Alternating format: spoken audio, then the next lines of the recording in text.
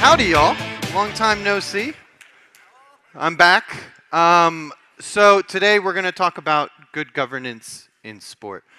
And the first thing I want you to do is I want you all to close your eyes. Close your eyes and picture yourself in a meeting, not too dissimilar to this one, in a beautiful hotel in Zurich, not too dissimilar to this one, when suddenly you hear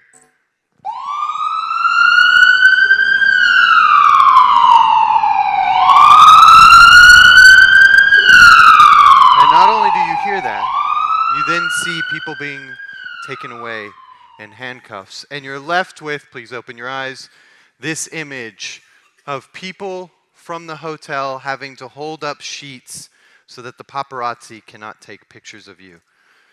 I'm talking about this as if it's something that didn't happen, but we all know it did, of course. This is the scenario of the 2015 FIFA scandal that led to a lot of the new measures that have been brought forward in terms of good governance. You'll notice that when I talked about it yesterday, the OSLOIF governance assessment, the first year that OSLOIF governance assessment was 2016-2017. Why?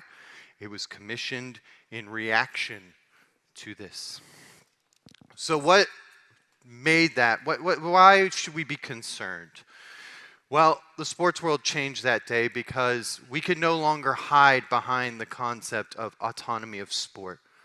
We also could no longer trust that there would be no governmental interference because governments have demonstrated that they're willing to even go across borders to stop corruption, which means that we have quite a level of responsibility governing our sport. Now, obviously, I'm starting with an example that's not the most positive, but I would like to actually turn it on its head a little bit and say, not so much why should we be afraid, but rather, why should we encourage good governance? In fact, what are the benefits that come from good governance? We, as the leaders of volleyball, are stewards of volleyball. We don't own the sport. We don't own the federation. In fact, quite the opposite. The federations existed before us. The federation will exist after us. But we also have quite a level of power. And I'm going to show you a quote from the two-time Academy Award-nominated film Spider-Man. With great power comes great responsibility. And this goes exactly to the point that we have, which is that we have a great power to run the sport, and we are entrusted to run the sport, but we have to do it responsibly. So I said we're going to focus on the good reasons for good governance, and let's talk about those a little bit. The first point I want to highlight is credibility.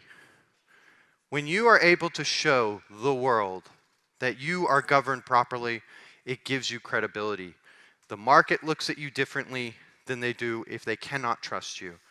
And so, the idea of creating credibility then provides new opportunities for you, whether it's with your governments, your NOCs, or outside stakeholders as well. Reputation. Obviously, your reputation is super important. The reputation of the federation is super important, and of your national federations. And reputation is something that takes a long time to build, but not long to destroy. And so it's important that if you put in good governance, it allows you to show the world that yes, we are a reputable organization. We have, it helps your brand and it helps your reputation. Finally, investment. Now this one may not come quite off the top of the head, but others will invest in what they think will be sound investments. And if you have good governance principles in place, you have the opportunity then to seek investment. When we did the deal with CVC, that would have never happened if we did not have our governance together, because they don't take risks. Investors prefer to have safe investments. They don't want to take the risks associated with scandal that comes from bad governance. So the key thing is that you open yourself actually up to additional opportunities of investment, whether it's from governments, NOCs. They know that they can invest money in you and trust that that money is going to be used properly. And that's an area that I don't think always comes top of mind, but is very much an important aspect of why you should be seeking good governance. So we walked through some of the principles, and I showed this slide when we did the OSLOIF governance assessment, and I told you that there were 5 different areas. Now I want to break those down a little bit because we talk a lot about good governance and what that phrase, good governance, what does it mean? What are the principles behind good governance, and what are the reasons why those principles exist? So I want to kind of take you through some of the aspects of good governance and then the reasons for why you should be thinking about it as an area of good governance. So, transparency. Things like publishing your statutes, publishing your officials and staff, publishing your financial reports. Why does that come into play? For us, I know we had a long debate, particularly about the financial reports and whether or not we should publish that. Because on the one hand, you are a private company. You have the right to not publish your accounts. But on the other hand, you have nothing to hide. Why would I have any concern about publishing my accounts if everything is transparently there and I have nothing to hide? It can be scary. It can be misused, of course, whether it's by other officials or by the press. That can happen. They can take that information and they may try and tailor a different story. But if you're truly transparent and have nothing to hide, you can always address that story. And so from there, the key reason I think for transparency is, again, this point of we're doing everything correctly, we are implementing good governance principles, so we have nothing to hide. Integrity. Now, integrity goes to the reputational aspects that I was talking about. And part of these integrity areas are anti-corruption measures, conflict of interest policy, confidential reporting, and safeguarding. Those are areas that OSLOIF looks at when we talk about integrity. And I think the key thing behind this is that stakeholders can trust you and they can feel safe in your organization.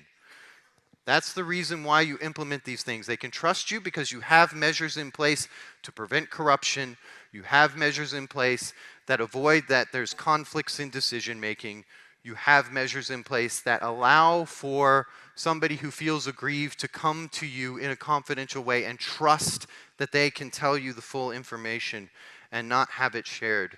And that is an important aspect as well, because when it comes to reporting, you're not going to report if you don't feel safe. And safeguarding, of course, goes to the safety of all of our individuals from abuse, from harassment, and everything. Democracy. We saw some examples of democracy yesterday, I think, right? I think everybody was pretty happy with how the elections went, and I think it all went very, very well. From this bucket, you see that there's fair elections, clear governance meetings, eligibility rules, which we have through our integrity check system. We've implemented term limits, and also we're trying to increase stakeholder and gender representation. It allows for, and the reason for democracy that can be helpful is that members can participate freely in your organization. So they feel like everybody feels part of the group, as opposed to having some people who feel excluded from the group. Development. Obviously, we've talked a lot about development over the past few days, and in these areas, talk about allocation of resources, monitoring of funds, and that's an important part. It's not just that you're giving money, but that you're checking that the money is spent in the way that, for the reasons it was given. Sustainability, social responsibility, and here we have actually a prime example of education, right? Because we are here trying to provide information to all of our stakeholders. And so your reason for that is your organization gives others a reason to invest. They can understand the reasons of why should I put money in your organization? Oh, because you are preparing a project that I fully support that's helping underprivileged kids play volleyball. That gives me a reason to invest, and if I know that there's a monitoring of the funds behind it, I feel more secure that that investment is going to be used for the purpose that it's given. Control mechanisms. And this kind of goes hand in hand with what I was just talking about. Independent auditing, financial controls, clear remuneration policies. You got to make sure also that there's a risk management assessment on everything and a competitive procurement process, meaning that if you have a contract, you put it open, you try and obtain multiple bids as opposed to just negotiating with one person. This allows for you to be able to feel comfortable that you're securing the best deal for your federation. And clear policies will make others feel comfortable investing in your organization. So if they know that there are controls in place, the risk is lower, they feel more comfortable investing. So, as a takeaway for all of you, we've talked about together as one, right? Together as one, we can support each other in good governance because all of us are in this together. It's not just FIVB, national federations, confederations, zonal associations. We're all in this together. And so we can work together to achieve good governance, not just at the top, but all the way down as well, down the pyramid. You will notice that we've spent a lot of time over the last year collecting governance information from our national federations. That's the first step. That's for us to understand the baseline of where we are.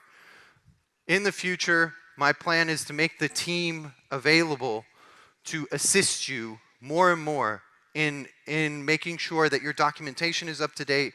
If you have questions about good governance, helping you in that governance evolution. And so with that, I leave you with my team will be available.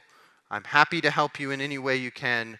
And let's, together as one, achieve good governance. Thank you very much.